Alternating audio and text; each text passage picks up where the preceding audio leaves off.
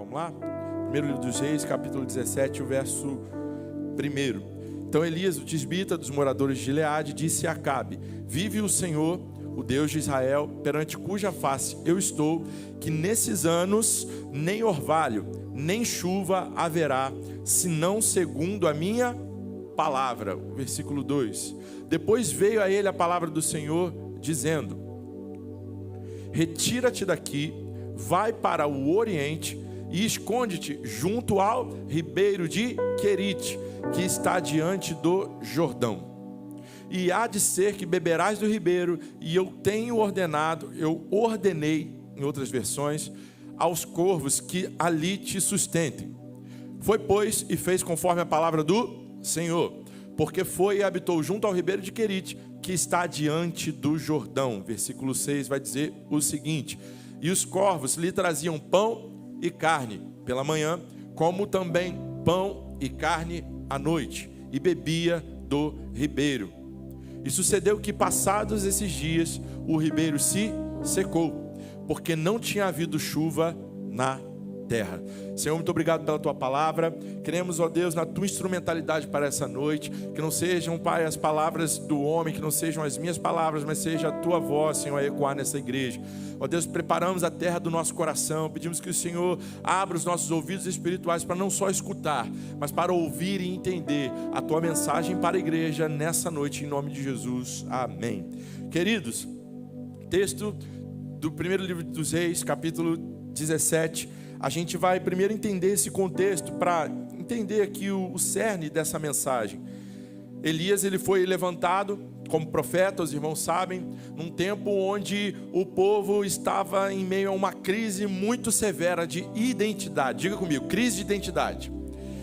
E aqui o povo de Israel passava por essa crise, estava no meio dessa crise de identidade. E quem reinava nesse tempo que nós acabamos de ler era o rei Acabe. Rei Acabe foi um rei que não reinou segundo o coração de Deus. Foi alguém que não fez a vontade do Senhor. E ele já começou desde cedo a quebrar princípios. Por que você está falando isso, pastor Jota? Eu estou falando isso porque desde o seu casamento ele se associou, ele se juntou a Jezabel, que com certeza você também já deve ter ouvido muitas histórias a respeito de Jezabel, a rainha que matava os profetas, que perseguia.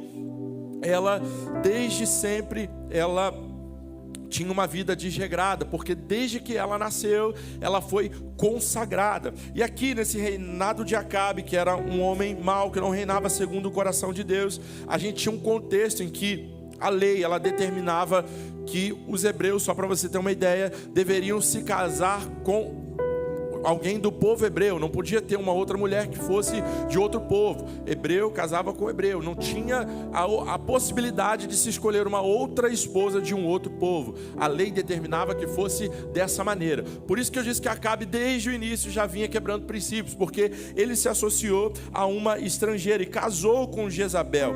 E Jezabel era filha de Tibal, rei dos Sidônios. Ela foi consagrada desde que nasceu a um deus pagão chamado Baal, que você já deve ter ouvido também.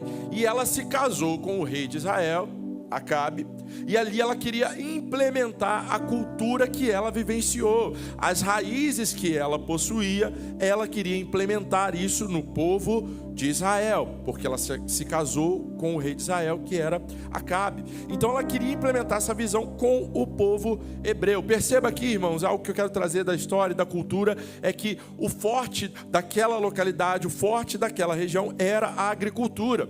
A gente sabe, no Brasil também temos isso, temos regiões que prepondera determinado ramo, determinado segmento e que sustenta toda uma economia.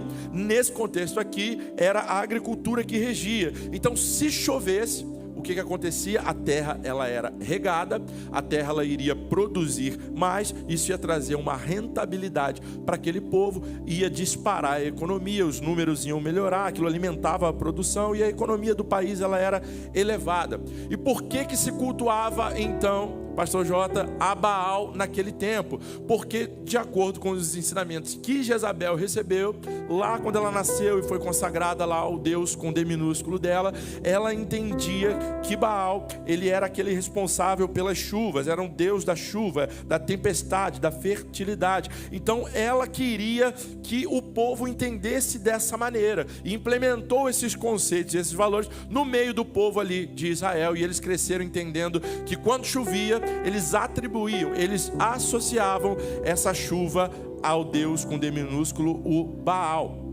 E assim, por isso o profeta foi levantado nesse contexto para dizer: olha, segundo a palavra do Senhor que sai da minha boca, por anos não vai chover e nem orvalho se terá sobre a terra. Sabe por quê, meu irmão? A terra ia ficar seca aqui porque Deus não divide a sua glória com ninguém. E aí a gente vai ver aqui o texto, pode projetar aí para mim por gentileza, de preferência a NAA, capítulo 17, o versículo 3, a gente vai ver o seguinte: Elias, o profeta, ele vai receber a palavra do Senhor, a palavra do Senhor vai vir a ele dizendo: retira-te daqui. Não consegue a NAA ou qualquer outra versão sem ser corrigida e fiel? Não dá? Amém, então. Eu vou ler a minha aqui então, porque eu preciso de um termo que não se encontra nessa versão. Então eu vou ler a minha versão aqui então. Vai dizer o seguinte: Elias, sai daqui e vai para o oriente, esconde-te junto ao ribeiro de Querite, que está diante do Jordão. Aqui Elias recebeu uma palavra dizendo: ó, você tem que meter o pé, vazar, sair, se retirar e ir para o oriente. Deus está dando aqui um destino para ele sair de onde ele estava e ir para um lugar que Deus já tinha determinado. E eu te pergunto, igreja, por que Deus determina que Elias se retire daquela localidade? Vai, se esconda junto ao riacho de Querite, que fica ao leste do rio Jordão. Por que Deus manda ele sair daquele lugar e ir para o ribeiro de Querite? Para que ele não morra, porque certamente ele estava sendo procurado para ser morto. Por isso, por esse motivo, Elias precisava se retirar para não morrer. Presta atenção no que Deus está falando conosco aqui hoje, igreja. Existem momentos da nossa vida, da nossa história, que o Senhor, assim como falou com Elias, manda que nós nos retiremos.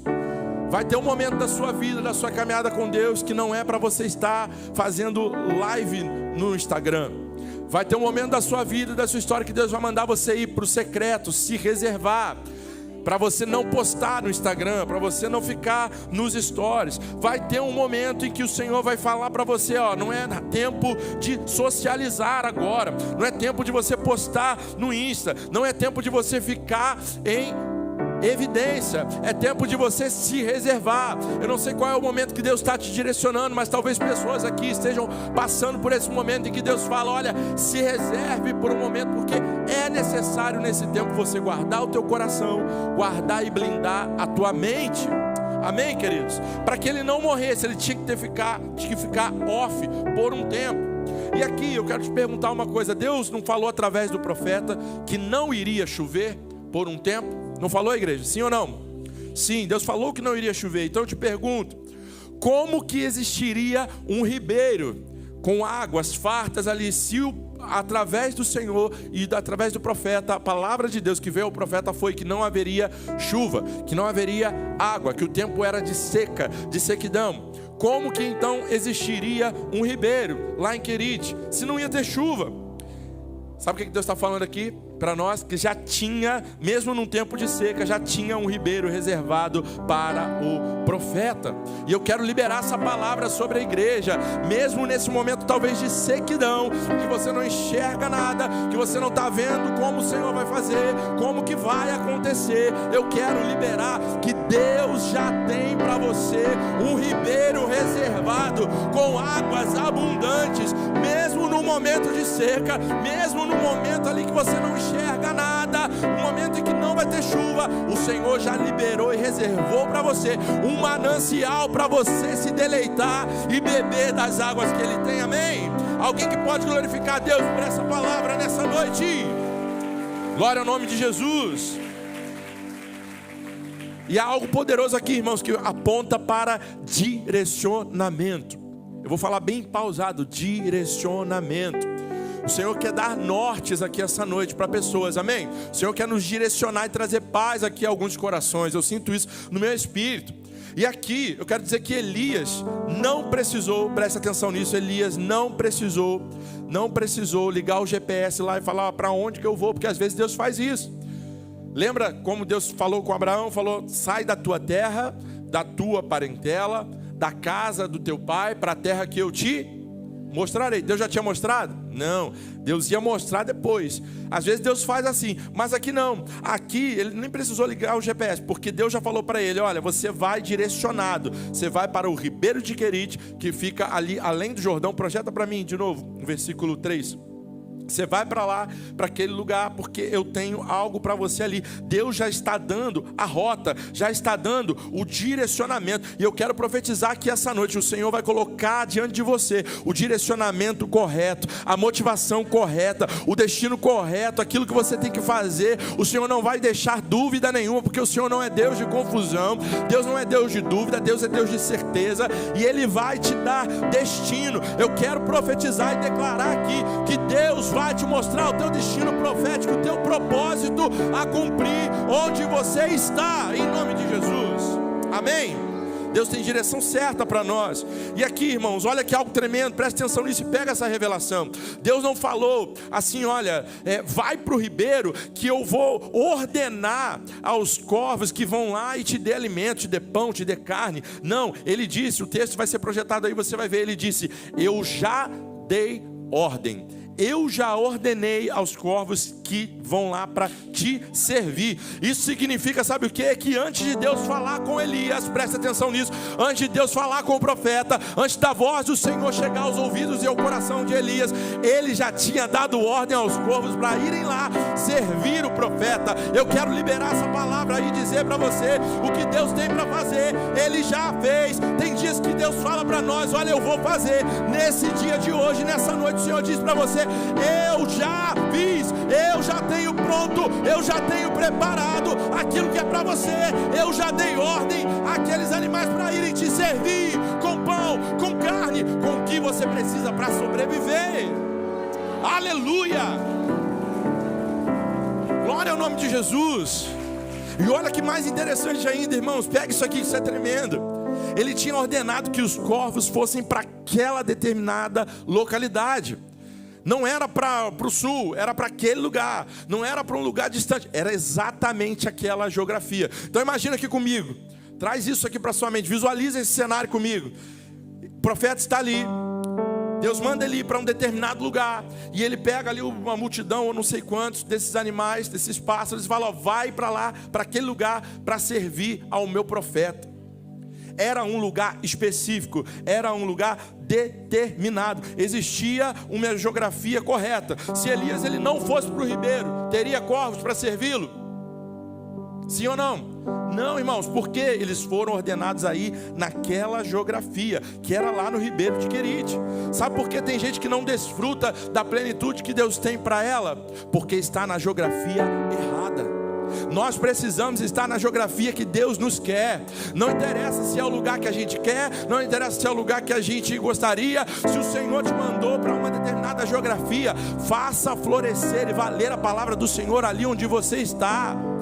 Porque nós frutificamos e nós vivemos a plenitude quando nós estamos no centro da vontade de Deus. Seja ela onde for, seja no meio de uma multidão, seja ela junto ao Ribeiro de Querite, isolado sem ninguém te ver, mas esteja no centro da vontade de Deus. Você precisa estar na geografia que Deus quer, senão você não vai desfrutar da plenitude. E outra coisa, Elias, ao receber essa palavra, ele poderia ter questionado: ah, Deus, mas lá não tem ninguém, lá ninguém vai me ver profetizando, lá ninguém vai me ver declarando a tua palavra, lá ninguém vai ver eu orando por alguém, alguém sendo curado, lá ninguém vai ver eu cantando e alguém sendo liberto, lá ninguém vai ver o que o Senhor vai fazer através da minha vida. Mas Deus falou para ele a palavra e ele simplesmente recebeu aquela palavra e não questionou. Diga comigo: o profeta não questiona.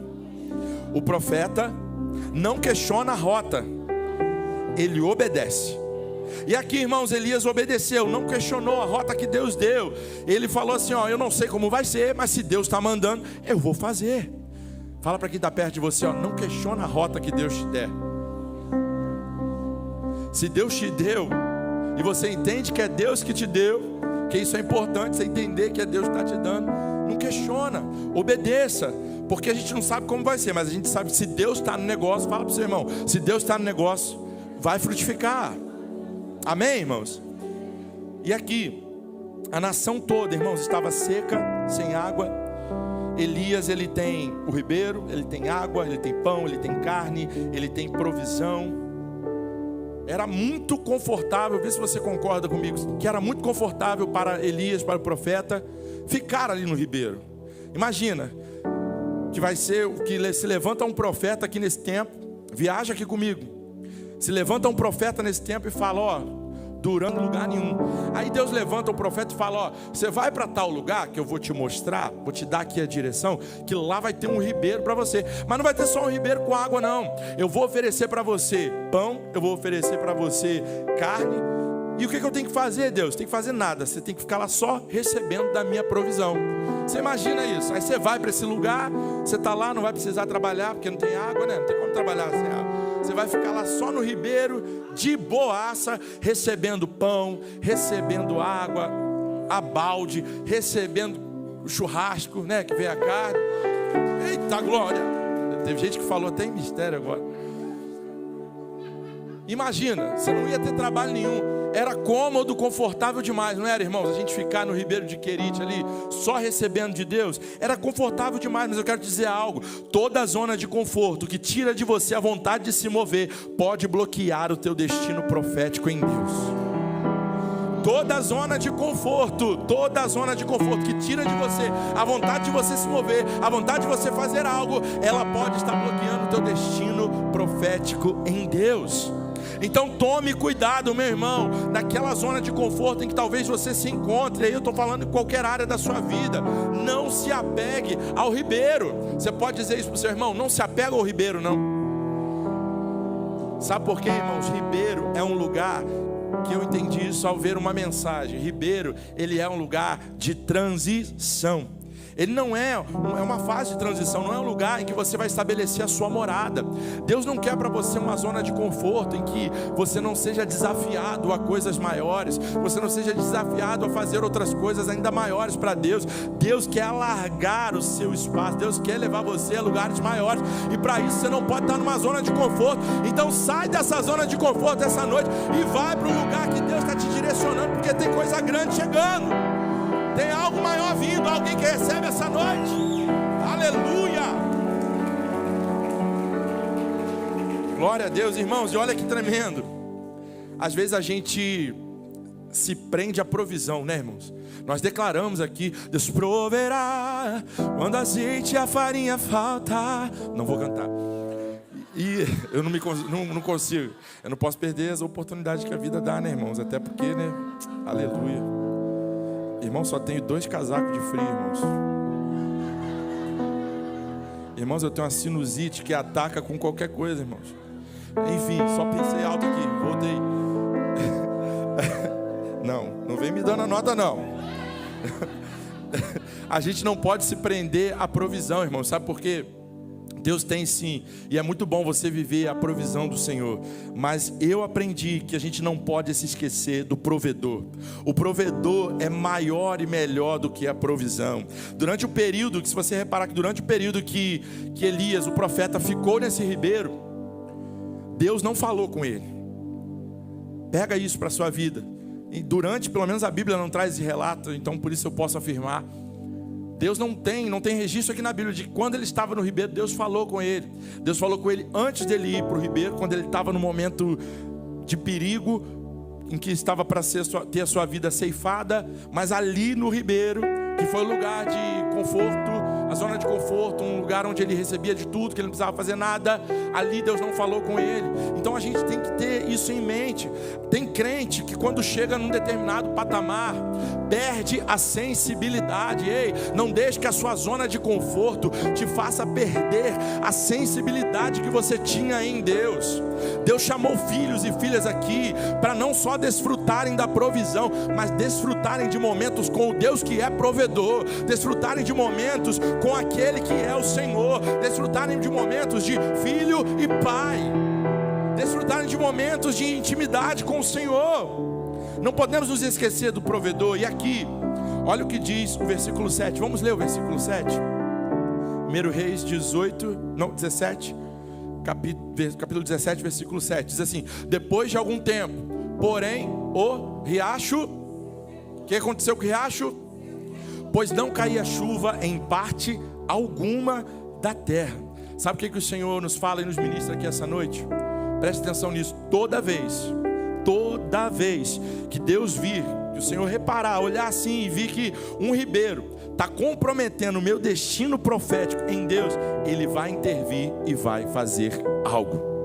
O Senhor não vai deixar que nenhuma zona de conforto te tire do propósito, da rota do propósito que Ele tem para você. Tem gente que pode pensar: ah não, o diabo está se levantando, e aí essa porta se fechou. Ah não, o diabo está se levantando, por isso aconteceu isso que não é do meu agrado. Ah, o diabo está se levantando, então por isso que eu estou vivendo isso tudo. Ei, não, nem sempre é isso.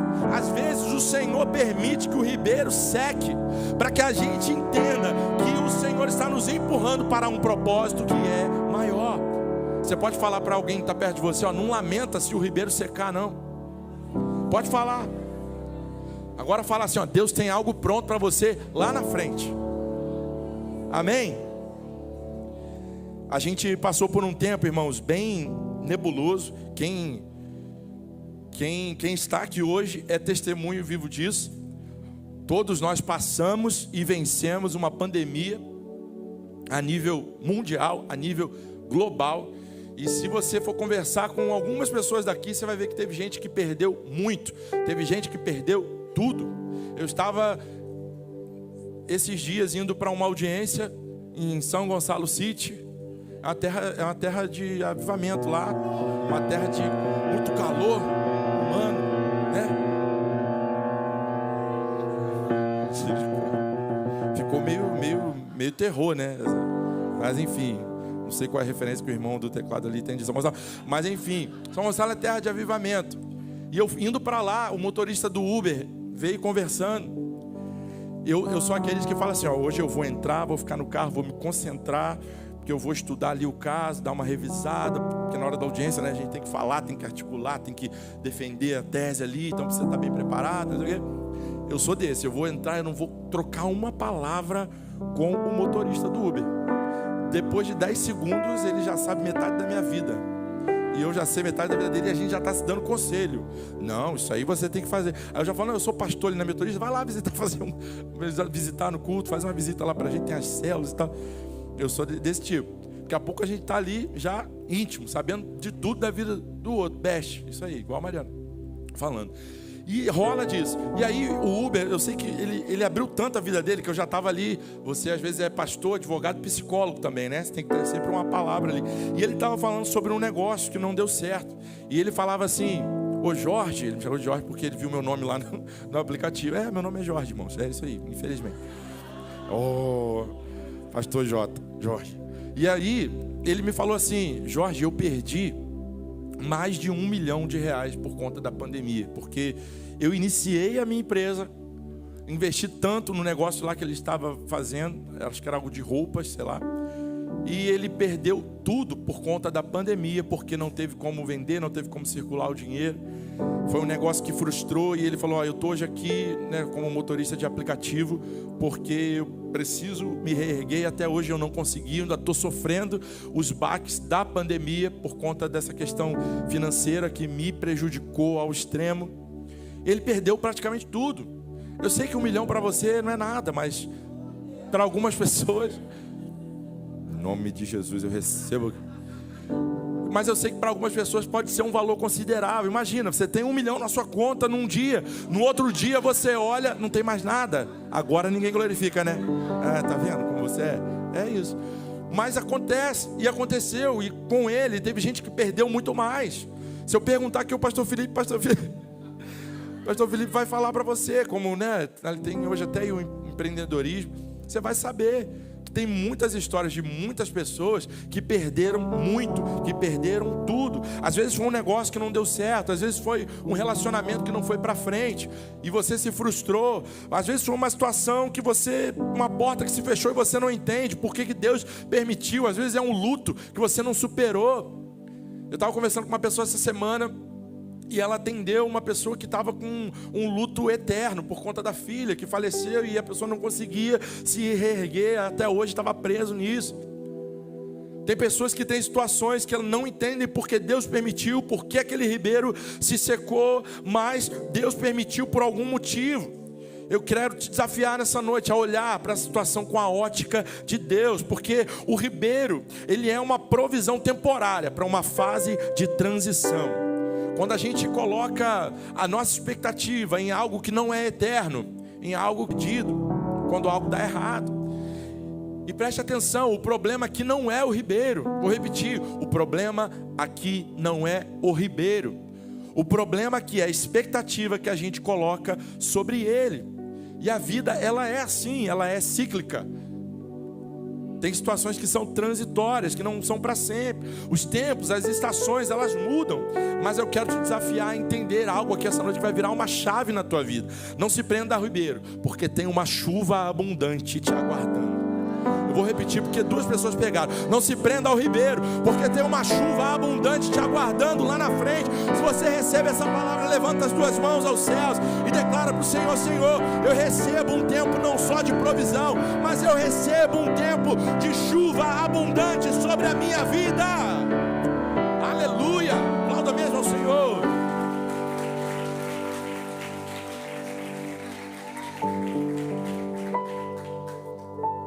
Primeiro Reis, projeta aí para mim por gentileza, capítulo 18. Nós lemos o 17, olha aqui, um capítulo depois, logo à frente, o que acontece? Primeiro livro dos Reis, capítulo 18, versículo 41. A gente vai ler até o 45. Primeiro Reis 18, versículo 41, diz assim, ó: Em seguida, Elias disse a Acabe: Vá comer e beber, pois eu ouço uma forte tempestade chegando. Acabe foi comer e beber. Elias, porém, subiu ao topo do Monte Carmelo, prostrou-se até o chão, com o rosto entre os joelhos, e orou. Depois disse a seu servo: Vá e olhe na direção do mar. O servo foi e olhou. Depois ele voltou e disse: Eu não vi nada. 7 vezes Elias mandou que ele fosse e olhasse. 44. Por fim, na 7ª vez, o servo lhe disse: Vi subir do mar uma pequena nuvem, do tamanho da mão de um homem. Então Elias lhe disse: Vá depressa dizer a Acabe: apronte o seu carro, volte para casa, porque se você não se apressar, a chuva te impedirá. Por fim, em pouco tempo, o céu ficou escuro, com nuvens. Um vento forte trouxe uma grande tempestade, e Acabe partiu em sua carruagem a toda velocidade para Jezreel. Irmãos, aprenda algo aqui. Isso aqui também eu fui estudar para ver e eu achei interessantíssimo. E mudou a minha visão, a minha ótica a respeito de algo no reino. E olha que tremendo, e vai edificar também a sua vida. Não se distraia agora, preste atenção. Existe um momento aqui da história em que nós lemos lá no primeiro livro de Reis, capítulo 17, em que nós vivenciamos e visualizamos o profeta num ciclo de provisão. Diga comigo, ciclo, diga mais alto, igreja, ciclo de provisão. Sabe o que é o ciclo da provisão, pastor Felipe? Não, para você não. Sabe qual é o ciclo da provisão? Davi. Não, vou falar para mim. Sabe qual é o ciclo da provisão, pastor? É quando você vai lá com a sua moto, no posto, e você fala assim. Você chega lá, olha pro frentista, né, com toda a autoridade. Vintão. Bota aí. Isso é o ciclo da provisão. Você tem o necessário para você colocar ali, para você andar por um dia, talvez 2, dependendo de como sua moto foi econômica. Agora existe um ciclo que é chamado ciclo da abundância. Diga comigo, ciclo da abundância. Sabe o que é o ciclo da abundância, irmão? Você não se preocupa com nada. Você chega lá, igual o pastor Isaac faz, e você fala assim: pode encher o tanque. Esse é o ciclo da abundância. Não existe problema no ciclo da provisão, irmãos. A gente passa pelo ciclo da provisão por um tempo, e isso é comum, isso é normal acontecer. Deus está nos forjando, Deus está nos tratando, Deus está trabalhando em nós. Mas eu quero te dizer que o mesmo profeta que passou pelo ciclo da provisão, vivendo lá com os corvos, servindo a ele com pão, com carne, é o mesmo profeta que no próximo capítulo vai viver o ciclo da abundância, e ele vai profetizar que vai vir abundante chuva, abundante chuva. Eu quero declarar e profetizar sobre esta igreja: é chegado o tempo em que haverá o ciclo da abundância, em que haverá chuva abundante sobre a tua vida, sobre a tua família, sobre os teus negócios, sobre o teu ministério, sobre a tua casa. Eu declaro em todos os níveis chuva abundante, em nome de Jesus. Ei, Deus, aleluia. Irmãos, a gente passa por cada coisa. Eu lembro no começo da minha caminhada, eu almoçava e eu não sabia como que eu ia jantar. Eu não tinha. Eu vivia da provisão mesmo, o tempo inteiro. Senhor, proveja alguma coisa, porque senão eu não sei como é que vai ser. E aqui, no versículo 8 vai dizer o seguinte, que Deus secou o ribeiro, né? E ele voltou a ouvir Deus. Lá no 17, lembra que Deus secou o ribeiro? E aí ele começou a ouvir Deus de novo. Então o Senhor disse a Elias... o Senhor falou com ele no verso 8. O Senhor disse a Elias, ou seja, ele passou a ouvir de novo a voz de Deus depois que o ribeiro secou, que Deus tirou ali a muleta dele, o lugar da zona de conforto. Ele passou novamente a ouvir a voz de Deus. E aqui no versículo 9, vamos lá no versículo 9 do 1 Reis 17, 9, isso aí: vá morar em Serepta, perto da cidade de Sidom, dei ordem a uma viúva que mora ali para lhe dar alimento. Mas tem outra versão que vai dizer assim, que é a que eu separei aqui: levanta-te e vá para Serepta. É essa versão que eu gostaria de trazer. O Senhor estava dizendo para nós aqui essa noite: levanta. Se Deus está mandando ele levantar, é porque ele não estava de pé, é porque ele estava caído. Mas mesmo depois do rio se secar e você estiver caído, o Senhor vai falar para você, e usa a boca desse pastor para te dizer: põe-te de pé, levanta-te essa noite, porque você não vai ficar prostrado por conta dessa situação. Sabe por quê? Pode ter secado o ribeiro, mas você é fonte. O problema não é um ribeiro sem água, é você sem identidade. E o Senhor usa a minha boca aqui hoje, essa noite, para lembrar quem você é. Você é ungido de Deus, você é homem e mulher cheia do Espírito Santo. O Senhor não te chamou para ficar preso por conta de depressão, por conta de uma crise de ansiedade, por conta de uma crise de identidade. O Senhor é aquele que te levanta essa noite e fala: filho, filha, eu quero te usar como profeta nessa geração.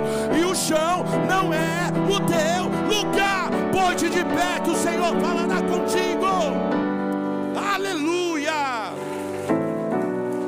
Irmãos, a presença do Senhor é aquela que nos preenche. E eu sinto essa presença nesse lugar. Eu sinto a glória de Jesus invadir esta casa. Eu tenho liberdade no Espírito para ministrar. Senhor, a tua presença é suficiente para nós. Nós não queremos apenas o Deus a provisão. Nós queremos o Deus provedor. Nós queremos aquele que provê.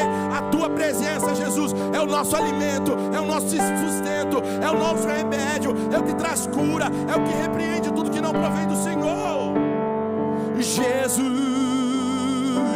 tua presença é o que eu mais quero. Tua presença é o meu remédio, Jesus. Eu não quero ouro nem prata, só quero que cuides de mim. Eita, que presença é essa? Presença que mexe, confronta com tudo aqui dentro da gente, que causa arrepio na alma e a gente sente. Jesus, que eu perca dinheiro, que eu perca amigos, só não quero perder tua presença, tua presença. Diga: Jesus, Jesus, tua presença é o que eu mais quero. Tua presença é o meu remédio, Jesus. Eu não quero ouro nem prata, eu só quero que cuides de mim. Eita, que presença é essa? Presença que mexe, confronta com tudo aqui dentro da gente, que causa arrepio na alma. E a gente sente, Jesus, que eu perca dinheiro, que eu perca amigos, eu só não quero perder tua presença, tua presença.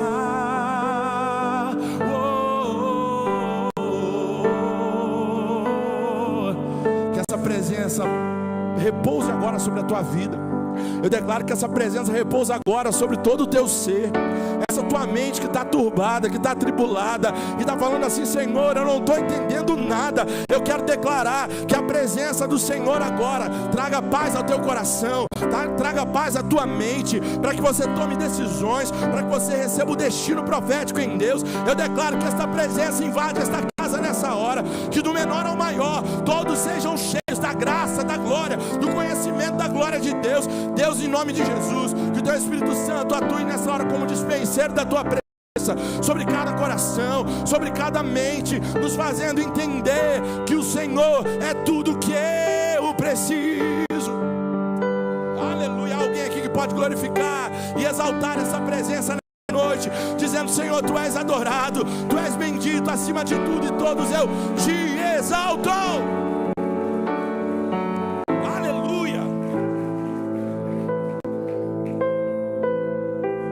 Irmão, se Elias, voltando aqui ao texto, se Elias ele permanece no chão, se ele permanece prostrado, haveria água para toda aquela nação?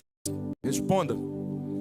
Se Elias continuasse prostrado, não se levantasse, toda aquela nação estaria ainda na seca. Mas porque ele se levantou, por causa de um único posicionamento dele em se levantar, Deus fez ele entender que o destino dele era melhor do que tudo o que ele já viveu. Eu quero te dizer algo aqui: quando você entender essa sabedoria que há aqui no conhecimento da palavra, e você se levantar desse chão, o Senhor vai te fazer viver aquilo que você ainda não viveu. O Senhor vai permitir que você viva aquilo que você nunca experimentou, nunca pensou, imaginou em viver. É o que o Senhor vai fazer e tem preparado para você.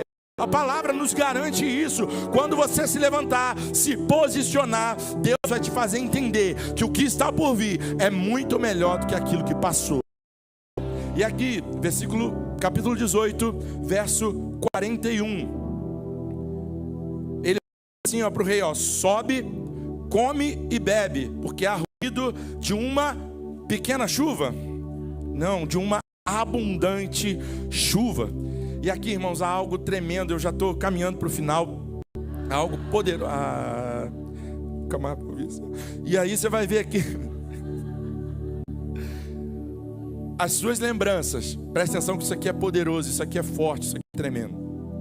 As suas lembranças, as suas memórias, aquilo que você tem guardado de experiências no passado, elas não devem ser maiores que os seus sonhos. Você pode falar de alguém: olha, as suas memórias, as suas lembranças não devem ser maiores que os seus sonhos. Sabe por quê, irmãos? Quando a gente vive de um saudosismo daquilo que aconteceu no passado, das experiências que a gente teve há muitos anos atrás, a gente não tem mais sonhos para viver um futuro melhor do que aquilo que a gente já viveu. Agora, quando você tem um sonho, quando Deus te dá e alimenta em você um sonho, aquilo que você quer alcançar, aquilo que você quer conquistar, aquilo que você entende que Deus tem para a sua vida, quando você sonha, quando você planeja, quando você projeta, quando você corre atrás dos seus sonhos, o Senhor permite que você viva aquilo que você ainda não viveu. E aqui o secretário, foi lá, olhou e não tinha nada. Ele falou: vai lá, vai mais 7 vezes e vê se você vê alguma coisa, se você vai ver algo lá no céu. E o profeta, ele estava crendo, mas ele não estava vendo. Vou repetir: o profeta Elias, ele estava crendo, mas ele não viu. E aqui muita gente não entende que, na maioria das vezes, o profético não vai se encaixar com a nossa realidade, com o natural, porque o profético, ele está acima. Quando nós falamos que andamos por fé, por vista, é por isso. Não dá para a gente entender e fazer isso para uma lógica. O sobrenatural não é sobre lógica. Sobrenatural é sobre fé. Sobrenatural é o que está acima. É sobre o indecifrável, é sobre o mistério dos mistérios. E eu lembro aqui, irmãos, que num período de muita dificuldade, sempre fui de família humilde, E eu lembro numa época de muita dificuldade na minha casa, ainda mais com uma pessoa especial em casa para cuidar, e só minha mãe solteira, para cuidar de nós dois. E nunca nos faltou nada, nenhuma provisão, mas eu lembro de um momento de muita dificuldade.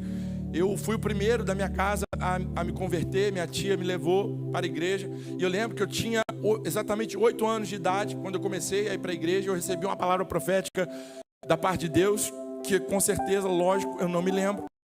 8 anos de idade, eu não lembro que eu almocei semana passada. Então eu não me lembro da palavra, mas a minha tia tem isso na memória dela, e a minha mãe também, porque estava lá no culto, e eu recebi. Eu fui lá na frente para orar, o pastor chamou. Quem quisesse receber oração, eu fui, porque eu era desse, vai orar, eu estou indo. É bênção, oração, eu quero. E eu fui, mas eu confesso aos irmãos que não tinha nem muita noção do que eu estava fazendo ali, naquele momento. Eu era uma criança, mas eu queria estar, porque eu sabia que era algo bom.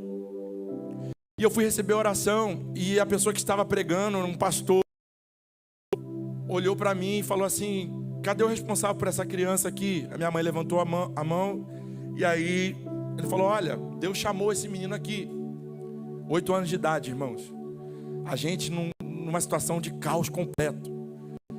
Quase faltando as coisas, quase faltando alimento em casa. Dinheiro para nada. E eu lá nesse culto, e esse pastor foi usado por Deus para falar: olha, mãe, esse menino aqui, ele tem um chamado pastoral na vida dele, ele vai ser um pastor.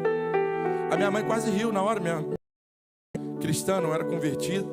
Eu posso imaginar que, como minha mãe ia pensar: como? Vai ser pastor como? A gente está quase sem provisão nenhuma em casa. Vai ser o pastor, isso aí. Se ele conseguir estudar, eu já vou ficar muito feliz. Mas o Deus que liberou a palavra lá quando eu tinha 8 anos é fiel para cumprir essa palavra hoje. Eu quero te dizer algo aqui.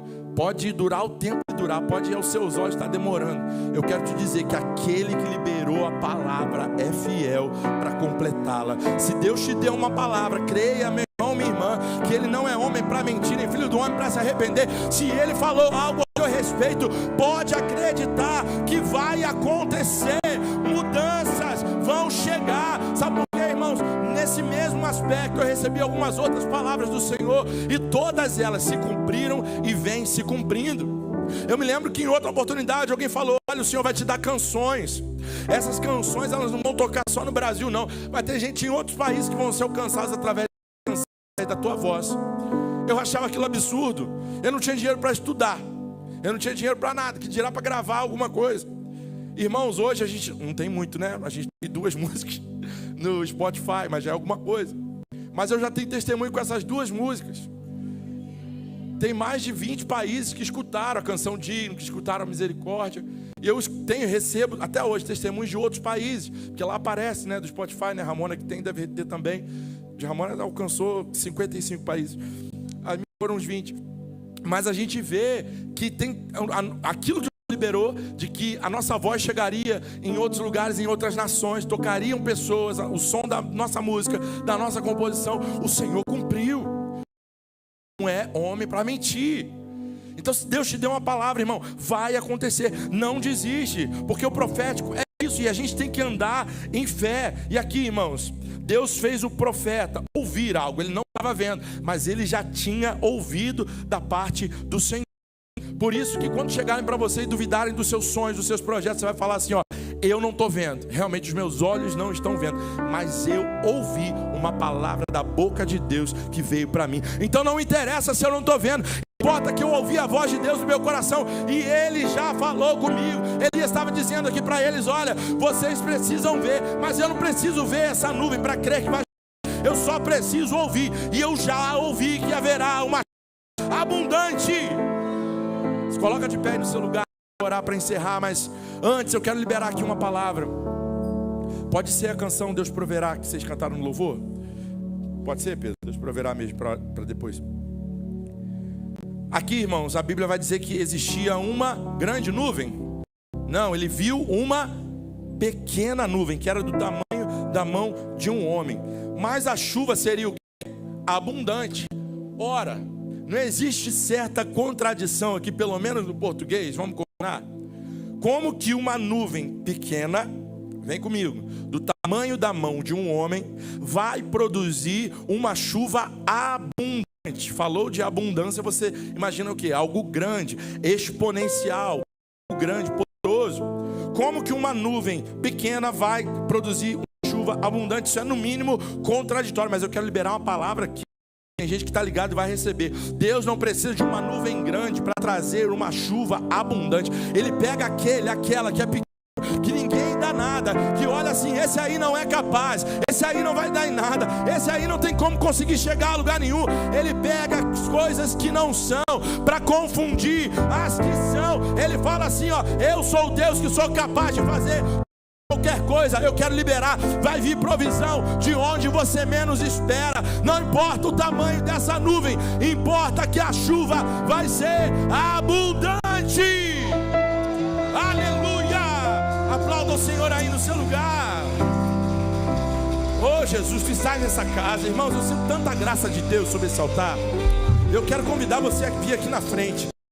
Está cansado de viver só o tempo da provisão e você quer viver o tempo da abundante de Deus. Eu não sei qual é a tua história, eu não sei qual é a tua trajetória. Talvez você se encontre como Elias no Ribeiro, o Ribeiro de Querite, onde tem tranquilidade, onde tem paz, onde tem comida, onde você está numa zona de conforto. Mas essa noite quer fazer você viver um tempo de abundância, quer te fazer pular para o próximo capítulo e falar assim, ó, ei, você está vivendo, é bom sim, mas eu tenho algo mais abundante, mais grandioso ainda para a tua vida. Eu quero declarar isso sobre você nesse altar. Então sai de onde você está, eu quero orar por você. O Ministério de Louvor vai estar ministrando, e através dessa canção você vai declarar, Senhor, eu não vivo por vista, eu vivo pela fé.